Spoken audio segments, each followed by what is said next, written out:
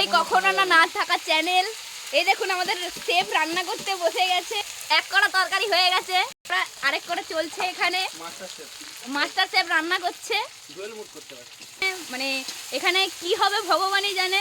এই তরকারিগুলো আমাদের খেতে হবে, পরের দিন কে কোথায় থাকবে তার ঠিক নেই, ওই জন্য লাস্ট দেখা সবাইকে।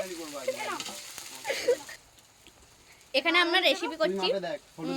প্রথমে তেল ঢেলে, তাতে পেঁয়াজ ঢেলে, তাতে হলুদ গুঁড়ো। শুট করছি, আমার ফোনে মেমরি কম। সেটা মাথায় রাখবি।